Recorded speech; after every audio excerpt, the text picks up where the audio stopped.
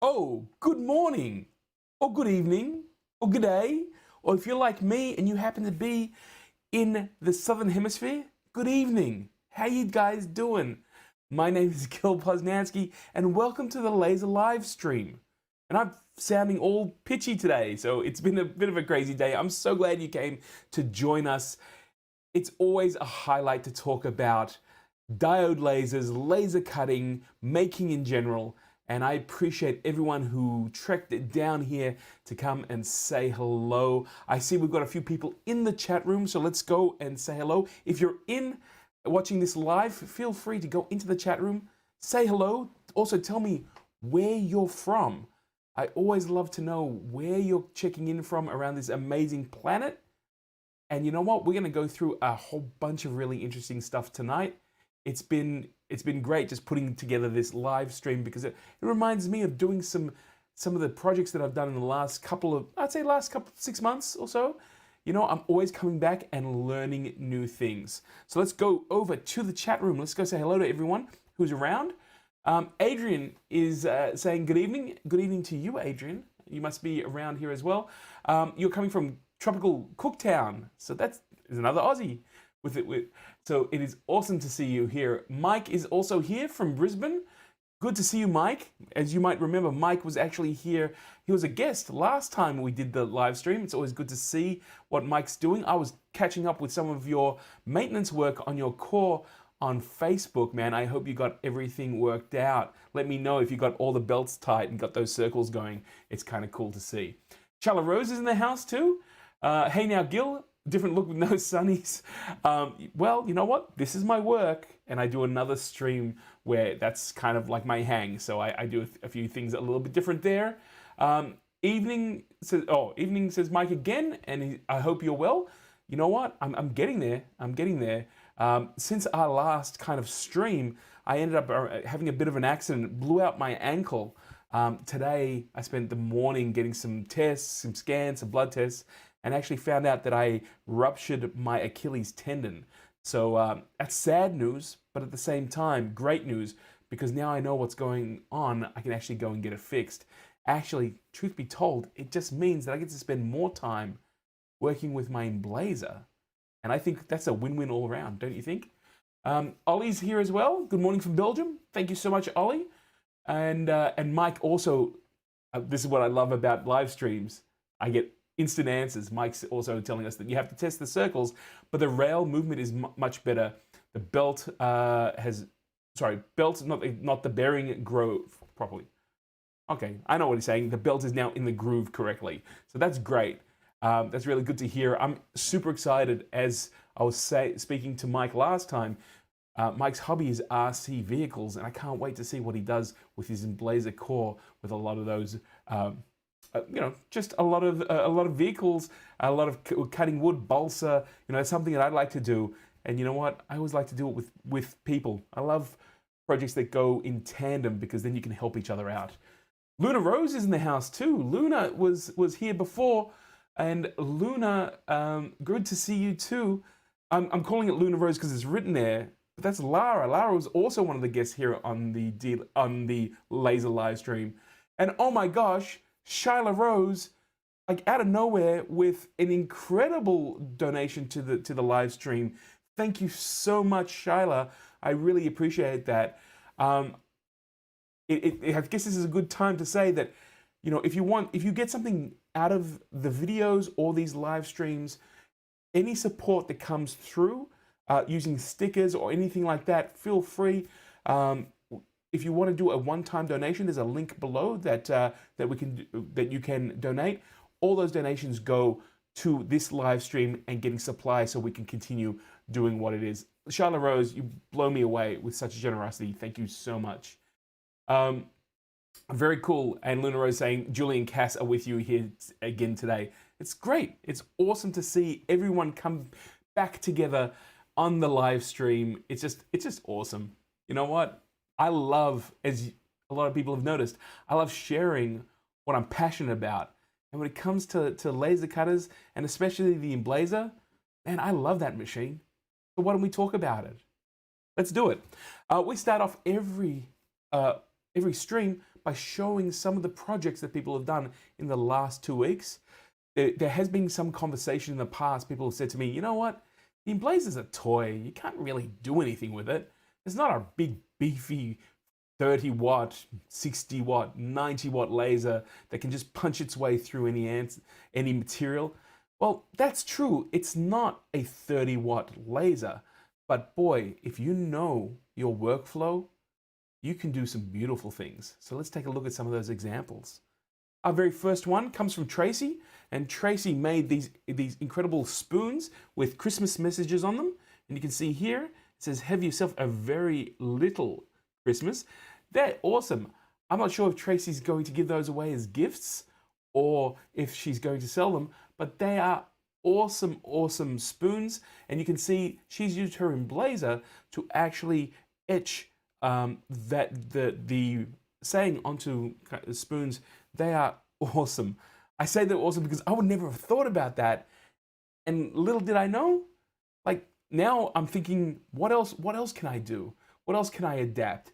It's a very, very cool idea, and I really love that. The second one, and I must say here, I grabbed this off Facebook, not YouTube, and this is an etching that is a scan of an original etching of an Indian elder. And my bad here is I actually forgot to put the name of the person whose project this is. It says it's him and her. It's actually not. We've had him and her's work before, and he does more kind of Mandalay stuff, so I apologize. I will actually find out the name of this person who actually did this project, and I will put it in the description below. But this is a very cool etching onto wood. And again, you can see by using the etching functionality on the laser, it's not just about cutting out shapes, but it's actually about being able to create different types of artwork using the different styles that you can create on the Emblaser. And you know what? I love that. I'm actually playing right now with etching tiles and being able to selectively remove layers that gives contrast and depth to those images. And I will show that in the next laser live stream. Moving on, we've got another example. This is from Laura Jane. We actually showed her flowers last time on the laser live stream, but I was blown away. She scaled those flowers up, gigantic rose petals, and you can see her daughter there holding it. Her comment was that they're an incredible seller. So you know what? There's someone using their Emblaser as a bit of a side business, or it could be a full-time business. I'd love to speak to Laura about that. But it is awesome to see a paper flower of kind of that scale created using the Emblaser. You know, the imagination and creativity that I see here every single time I come on and put together this live stream blows me away. It's just stuff that I absolutely love. So there you go. We've got some more examples, and you know what I love about reaching out to other makers and to other people who use this technology, and I say it over and over again, I cannot say it more often, is that, hey, I wouldn't have done that. And now there's a new possibility in my brain. I'm not going to do the same thing. I might mix it up, or I will file it away, and maybe down in a future project, I'll go, hey, I remember that. Let's go and do something a little bit different. It's the awesome power of making. Let's go on and take a look at some other examples. Now, this is this is an example from Lorna. Lorna actually was talking to people on the Facebook group, and she was trying to cut out this double-layered L. I'm assuming it's for her name. You can see that the first cut is a clean one, where the second one has parts taken out, and when you put them together, you've got a layered effect. Now, I first saw this project when Lorna was trying to cut this out of some glittery paper and wasn't getting a good result. And we were all talking on the Facebook group about why that might be. And what we realized was that the glitter itself might be refracting the laser and not actually cutting all the way through. So it's awesome to see that she continued with that project, and it looks like she's used some sort of wood there. Let's go back to it. There we go. And instead of using paper or the glittery paper She's used, it looks like it could be some laser etch type wood, or it could be MDF. I'm not too sure, but what a great result. I mean, when you start layering different processes together, you can get some incredible depth. And that's, again, something that I've been playing with a little bit with my Emblaser. I'm really looking forward to being able to get some material in here so that I can go and cut out different layers and start putting them together. I don't know if I'll stop at 2. I might go with 3 or 4, but if you plan them out well, you can create some incredible pieces of work. And the last example we have here today is from Daryl, and Daryl was showing, these are coasters where he was embossing and engraving the logo of a cycle company, bicycle company, Gipsy Cycles. And I was, again, incredibly taken by the result he got. He was actually saying, again, in the Facebook group, that by playing with the settings and getting them tuned in, he was getting a professional result, and he was able to actually create different shading within the original logo. And again, that shows quite easily that, once you get a handle and start exploring some of the ways that the Emblaser works with Lightburn, you can get some incredibly professional results with a little bit of work and understanding. And that is so cool. When you think about it, to get your hands on a piece of technology that traditionally was between $15,000 to $45,000, to get that under $4,000 if you get the Emblaser 2 that's completely kitted out, or if you get the Emblaser Core, which is a kit, for almost half that, you've got yourself some really powerful technology. And again, you know what? I love seeing this technology in people's workshops, in people's classrooms, and in people's offices. And man, mine's sitting right here. I'm touching it right now. There's my Emblaser right there. And I love to have the chance to be able to fire up Lightburn, work out what I can do with layers, and then throw some material in and see what's going on. Now, we were planning to go and speak to everyone from Darkly Labs. Well, everyone, we had planned to have on the live stream Dominic DeGiorgio, and we know Dominic. Dominic's been here before. Unfortunately, Dominic isn't able to make it today because he had a loss in the family just this afternoon.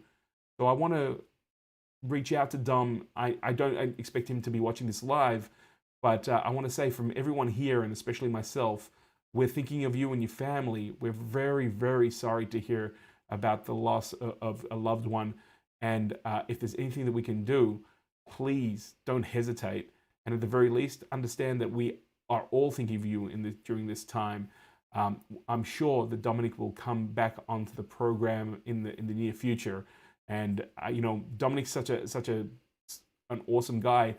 In the middle of hearing this tragic news, he was actually calling around trying to find someone to take his place on the live stream. And I was just like, you know what? I'm sure everyone will be happy with my meager attempt at continuing the live stream. But all jokes aside, we're really sorry to hear that. And you know what? You've done so much for our community. Please let us know if we can be out there for you. It is crazy. It's, life happens. In the chat room, Mike and Mike's also saying that he's thinking of you, and Laura is also coming out with her deepest condolences to you and your family. So instead of having the chat with Darkly and opening up to all the questions that were sent in, I'm going to answer some of these questions myself, and I'm also going to open it up to the chat room, and we can see what issues or questions that you guys have. Now, one of the things I love about some of the questions that get sent in is I get to do a little bit of research, and sometimes I pick up the phone and speak to some of the guys that I know who have this equipment. But I'm gonna swim without floaties, and we'll see how we go. So keep an eye, feel free to put any questions in the chat room. Maybe it's something you're working on, or maybe it's something that you're thinking about, and I'll do my best to answer it to the best of my ability. But let's go to the questions, because ultimately that's kind of one of the reasons why this live stream is all about. It's about creating a conversation, or some people say a two-way street. So let's go to the very first question that was asked. And I got this via email. This was from Jackson, and he said, Gil, what would you suggest is a good first project?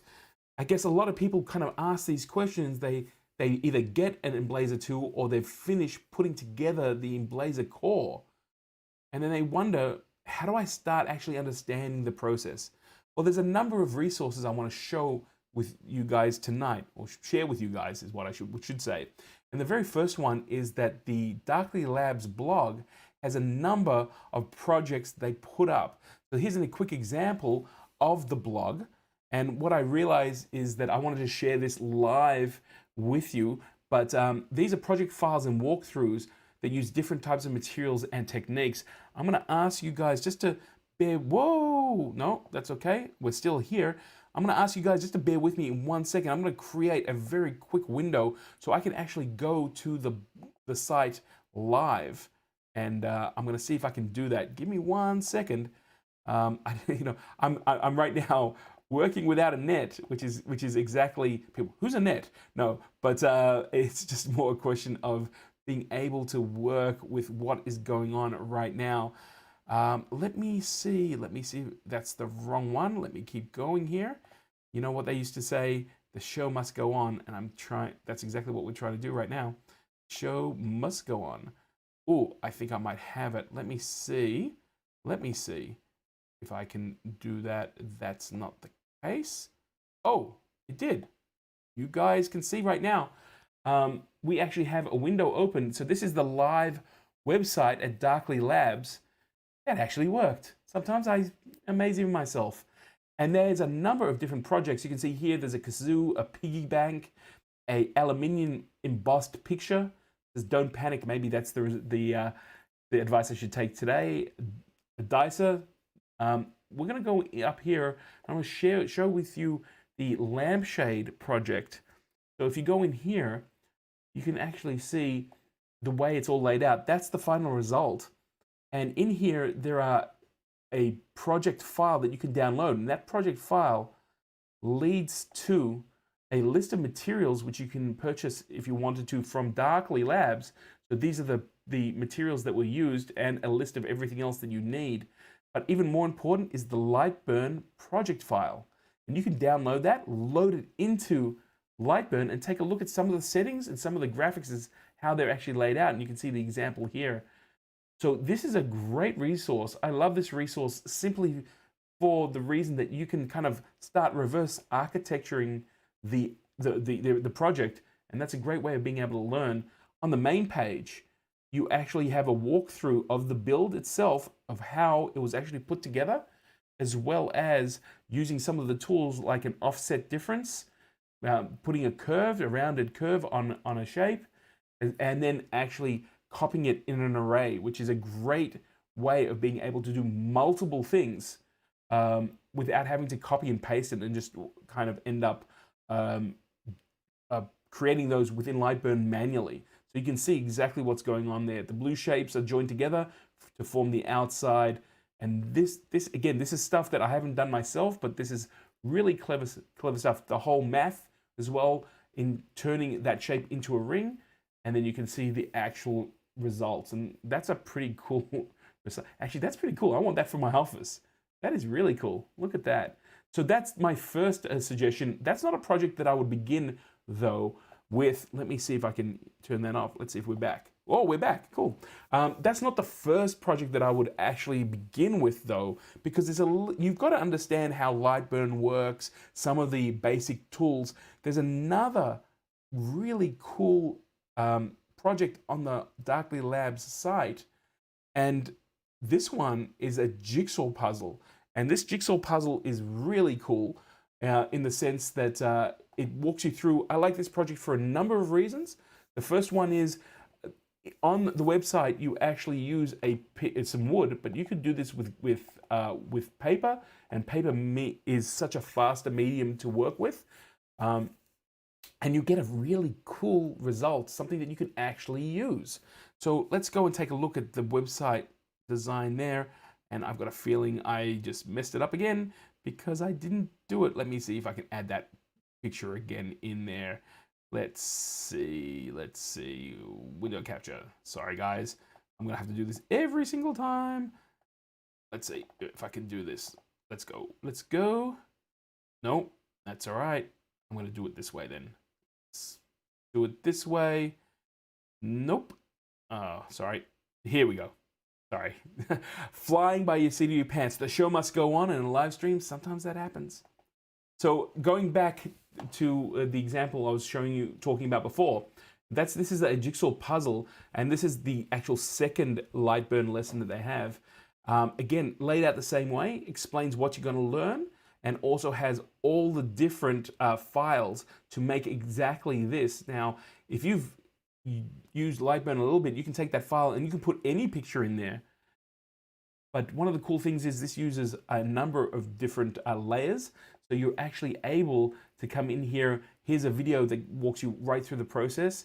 And if you want to slow it down, you can actually go step by step. This is what I would suggest anyone who's just starting out with Lightburn and the Emblaser does, because I think it's kind of cool. This is a really fun project. And at the end of it, not only have you learned to cut shapes out, because there's the shapes you're cutting, but you've also learned to engrave the actual image onto the tiles. So that is my suggestion. If you're starting out with your Emblaser or with Lightburn, give that a try. Go over to Darkly Labs. I will link both those links in the description below after this live stream. But again, you had both the bit.ly and a QR code, so you guys can go and check out what's going on. As I was explaining that, there's been some movement in the chat room. So Mike's saying, my first project was using the cardboard packaging to create a door hand sign saying, do not enter, active, laser active. I've got a feeling that they should go and, that should be the first project that you do. I think that's an awesome first project. Mike, tell me, did you work that out yourself playing with Lightburn? Or did you take someone else's project and change it up? But you know what? I think I'm going to speak to Dom once everything's settled down. I want to see if I can put that project together as the first project that everyone, maybe that could be the test of a core, is actually cutting a sign that says, don't enter laser active. Audrey's saying, that's a cool resource. I thank you. I think it really is. And JP Woodwork also coming in saying hello to everyone and saying that looks cool. Luna Rose is also sharing that, Audrey, you can spend hours looking at things to create on that site. And I totally agree on that. And also Rob Ozzy also coming in and saying hello. So Rob Ozzy, thank you for joining us here on the Laser live stream. Mike's actually sharing with us that he found the shape on the internet. So you found the design on the internet for a wall hanger, you took it into Lightburn, and next thing you know, you actually had it. Then added the words and had to go. Cool, man. Got it. That's cool. I love that. Again, one of the really powerful things about Lightburn is its ability to take any sort of graphic, trace it, turn it into a vector, and send it to the laser. And in fact, if people are interested, I'll actually do a walkthrough in an upcoming episode of the Laser live stream, and probably even create a video to go along with it. We'll see what is going on. Let's go back to the questions. Let's go see what else is going on. Mike saying I'm correct. Thank you so much, man. Let's go and check out the next question that was sent in. And this came from Abby. I only had Abby. I didn't have any other name with it. And it said, I've tried cutting and it's not working properly. What's a good process to problem solve this issue? Or the issue? And you know what? I think anyone who has worked with a laser has run into this every single time. Now, there's a lot of different ways you can tackle this problem. I've seen people who will set up a cut. If it doesn't cut through, they will continuously add passes until it goes on, but it's not really efficient. The first piece of advice I would say is definitely rely on the library that comes with Lightburn, and basically the library that is really specific to the Emblaser. Now, it normally comes preloaded in the version of Lightburn that comes with the Emblaser. If you don't have it, you can get it from the Darkly Labs website. And those settings are optimized for the Emblaser. Now, you might be saying, Gil, I did that the first time. It didn't work for me. I had to go and change a whole bunch of things until we actually got a result. Well, that's true, but there's a number of different factors that can be involved with getting a good result. Now, the first thing that comes in is that not all material is created equally. What do I mean by that? Well, if I go and buy a piece of wood from Bunnings, or if I go and get a piece of wood from a laser specialty shop, the thickness, the way it's created, the density within it, all become a contributing factor. If I take a piece of cardboard, put it in my machine, but then I go and take a piece of cardboard from a box that I got at Woolworths and put it in the machine, well, the printing, the pressure, a whole lot of things, again, change that up. So understand that while you might have material that is the same as in the settings, you might have to change it. So I always do a materials test, and I will show you how to do that in an upcoming video. But where the answer comes in, if you've got this problem, it all lies in with the fact that that there are 2 settings or 3 real settings that I use quite often to get this working. And for my example here, we're going to talk about MDF. MDF is something that everyone at one stage or another puts into their laser cutter. It's also a library stock of the Emblaser library, but it's not something that everyone can use the first time using that that setting and get a great result. So the first kind of thing that we're going to look at here happens to be in the library settings, and we're going to look at speed and power, and this confuses a lot of people. These are the first 2 settings that I use often to refine how I actually cut through material. And actually looking into the chat room, Luna Rose is saying, you can scream and stamp your feet a little, but it doesn't work to fix the problem. It just lets out the frustration until you get it right. Yeah, I agree 100%. But you know what? When you get it right, oh my gosh, is it a great feeling. So let's talk about what those things look like. Now, the first one is speed. The lower the number on how fast you have set your speed up for a pass, the slower the movement. And this is really important. Why is this important? Well, the faster you move the laser head around your material, it transmits a certain amount of laser energy to burn the material, right? So the slower you go, the more you increase the power cutting through. This could be a great thing, or this can be a bad thing. You ever tried to cut acrylic? You put too much power in there, slow it down, well, you'll get a cut, but it'll also heat the material, and by the time it's actually gone through the cut, the acrylic has actually hardened up again. It's actually melted together. So you don't want to do that. You want to find that point where you can move the laser around without actually melting it, but just cutting it. And on a piece of MDF, you also want to make sure that you're cutting just the material. You don't want to go allowing the laser to go and burn your mat. And in fact, this week I went down and actually helped some people out in the school. They obliterated their silicon mat. I had never seen that before. And it was because the speed had actually was not set up right. The focus was a bit of an issue as well. So they just kept running passes. And when they were doing 8 passes, well, you know what? The mat underneath could not take it anymore. They actually ended up disintegrating. So that's the first part I was going to share with you guys. Sorry. It is about the speed. The lower the speed, the more energy. And just think of it as a magnifying glass. You know, we were all kids. We used to play with magnifying glasses. Sooner or later, we put the magnifying glass in front of our hand, and very soon ow, you know what? It burnt my hand. Well, think about it. If you left your hand there, what would happen? You'd eventually burn a hole into your hand. Right? Same thing. Just remove the magnifying glass and the sun and put the lens and the laser together.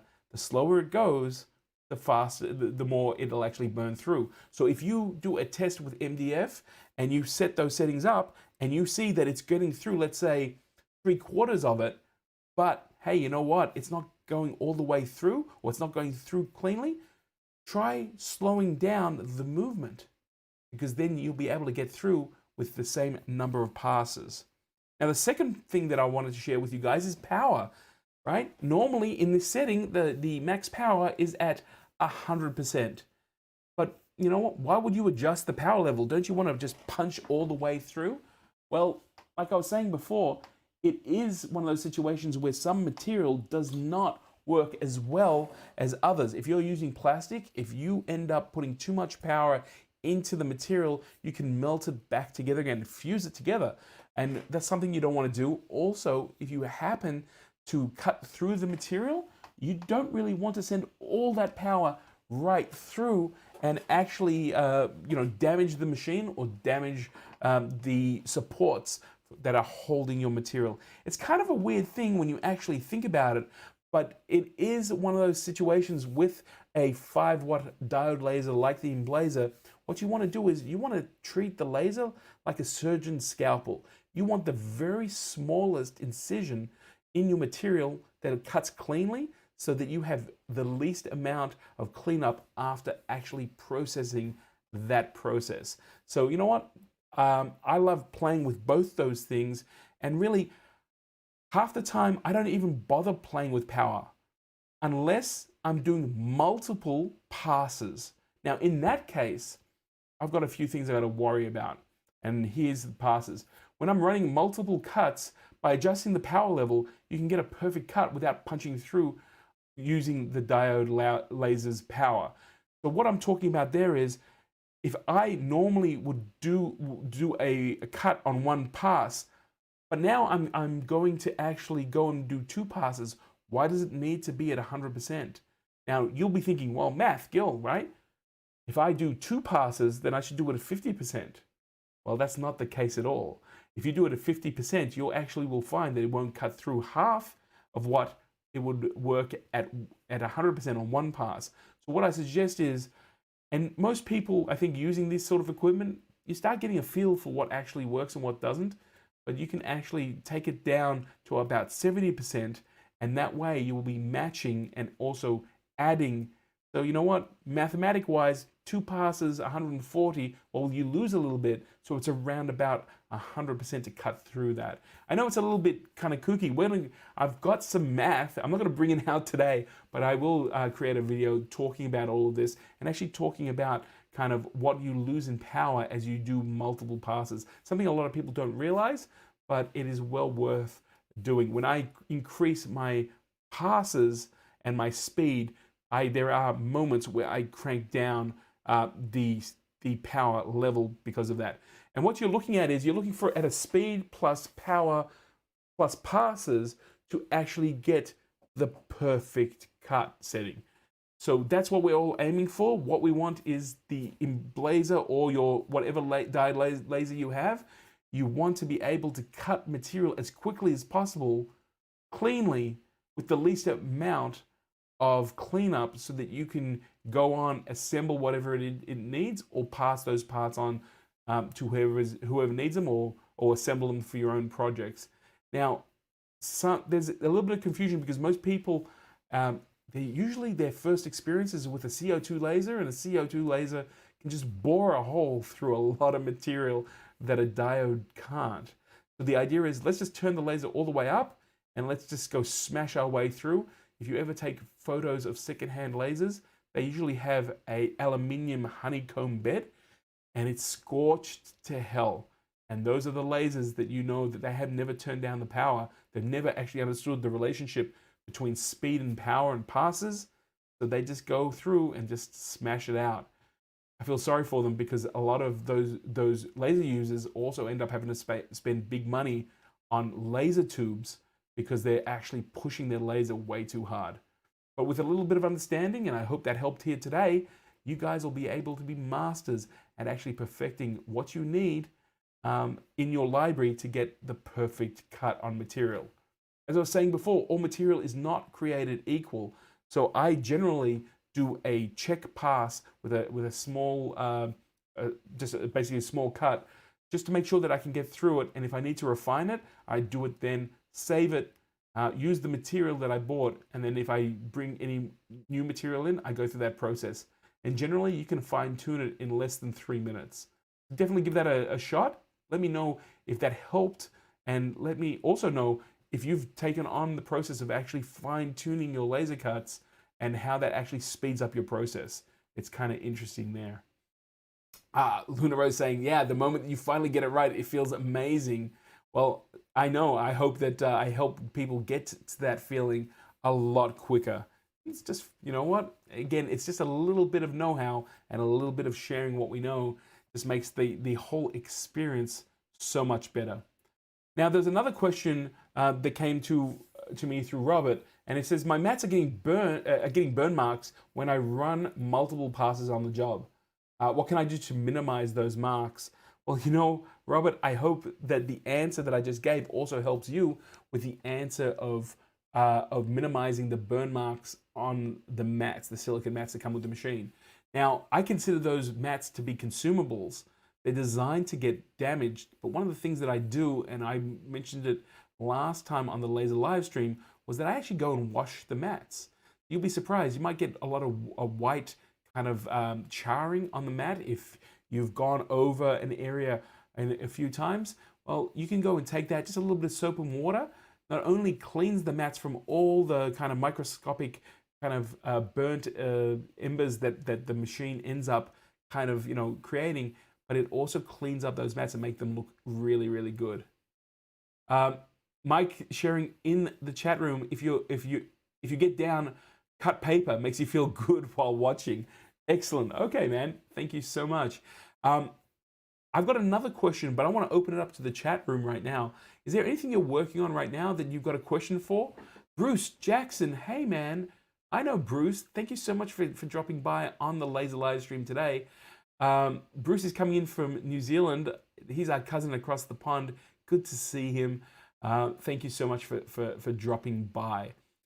So again, if you guys have any questions relating to either your core or your Emblaser, please let me know. Otherwise, I'm going to go on with the last question. And as I was saying before, we're going to make this a little bit of a shorter live stream if people haven't got any questions, because unfortunately we missed out on speaking to Dominic. But that's okay. There will always be another time.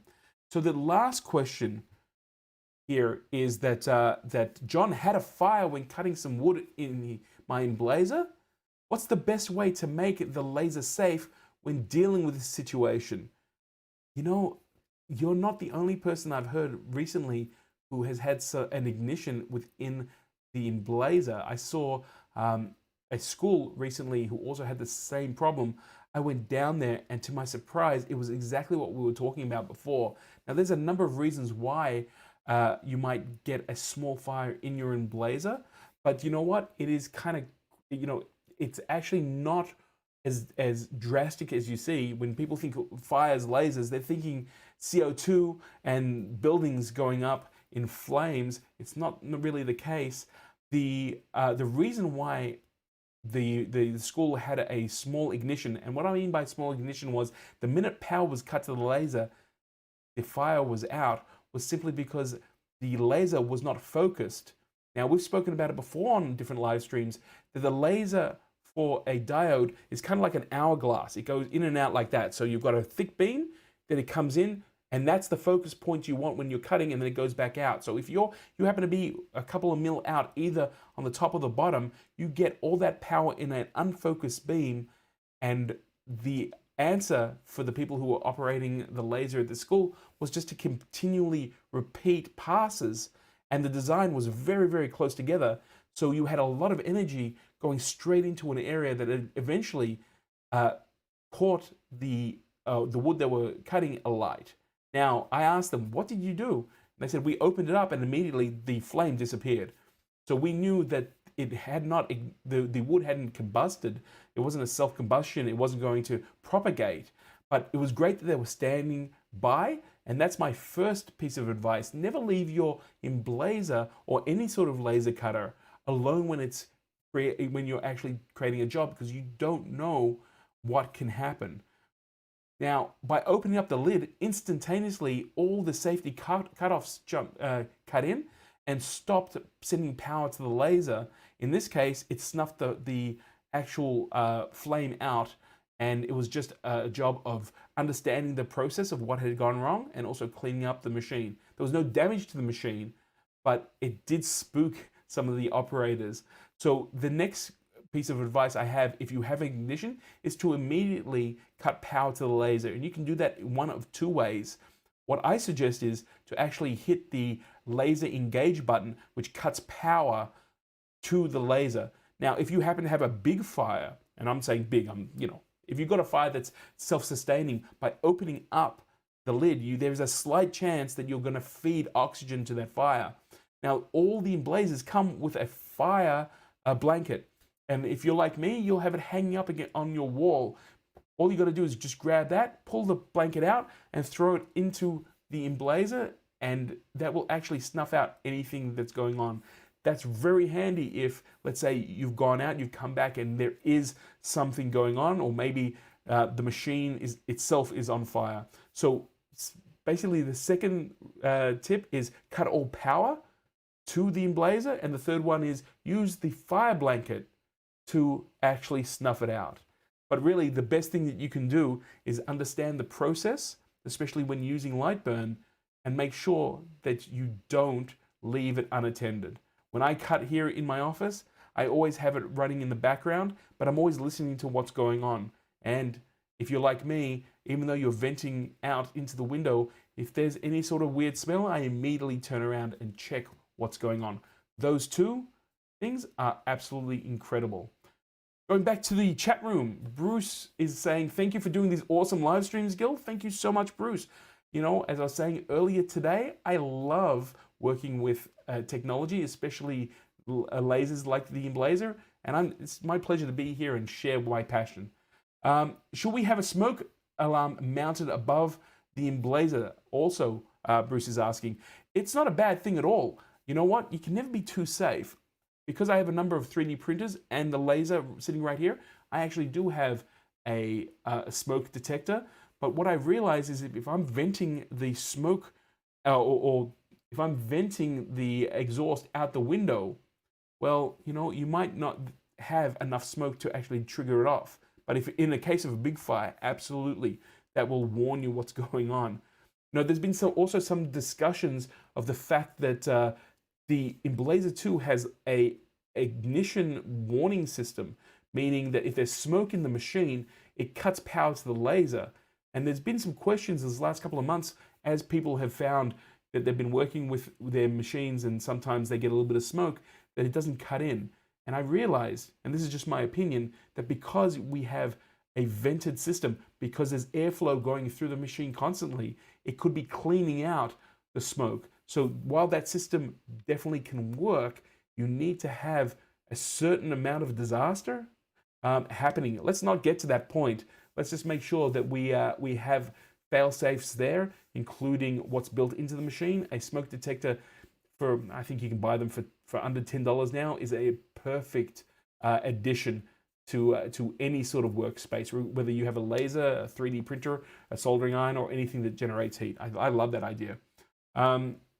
Mike says that he has one in his office nearby, but I don't leave the room normally when possible. And again, I think that's the smartest thing. It's also good to see the actual process because, we're all sitting here kind of plugging in different settings into Lightburn, but what we don't realize is how that actually translates to the machine. We have a general idea.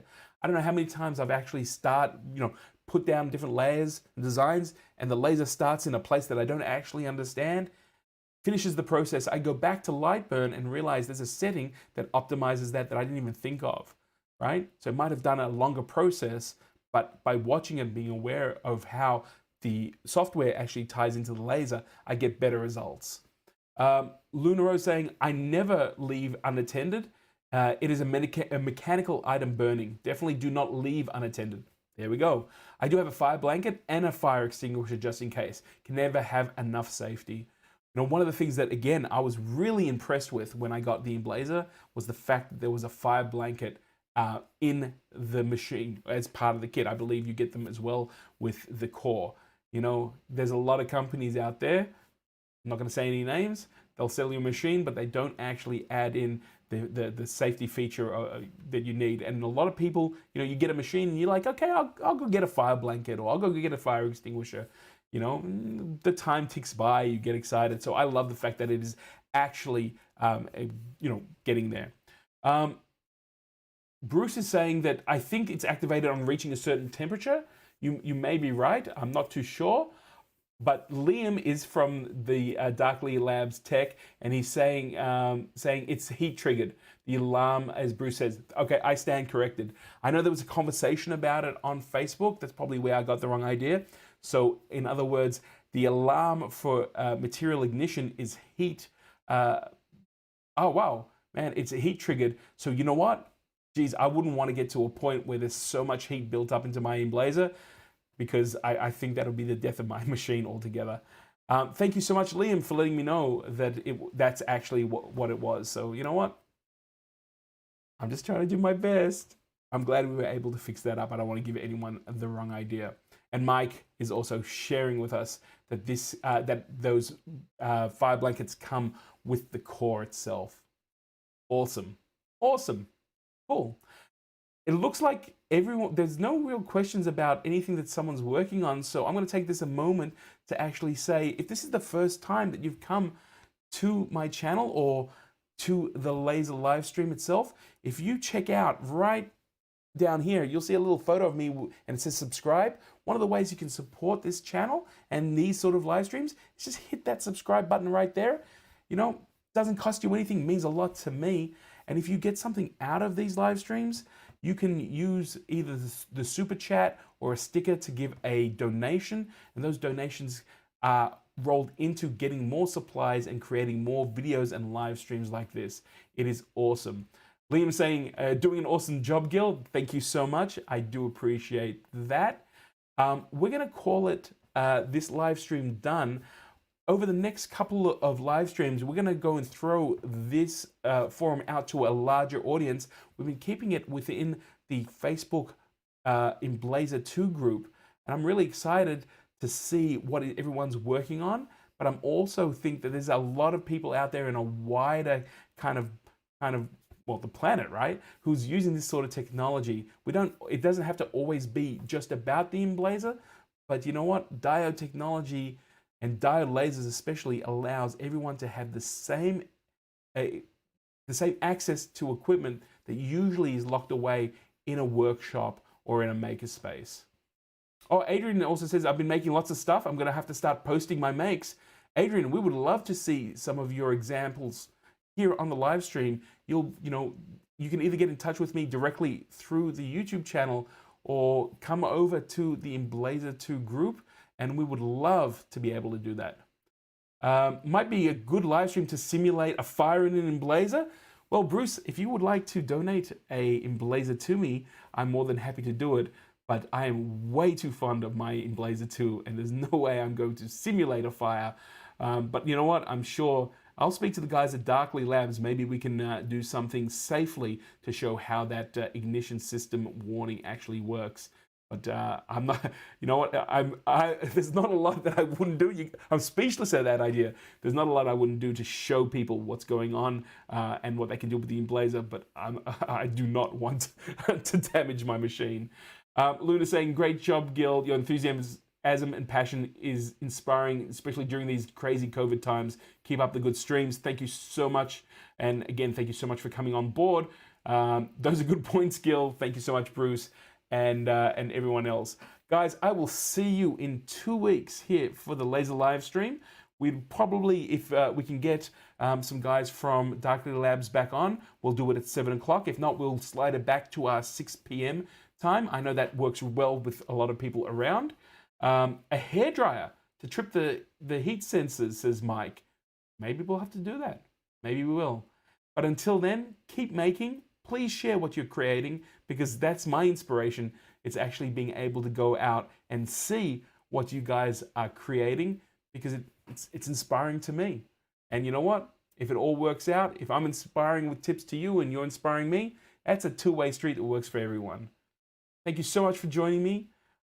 Again, I want to wish Dominic, condolences. And we are all thinking about you, man. I was really looking forward to catching up, but I'm sure we'll do that at the right time. And again, if there's anything that we can do, please feel free to reach out. It's a crazy time here in Melbourne with the COVID lockdown, and to actually lose a family member in the middle of this too. I'm telling you, man, we're thinking all about you. Guys, I will see you next week. Thank you so much. Stay awesome. Keep making. and above all, stay safe in these crazy times. I will see you all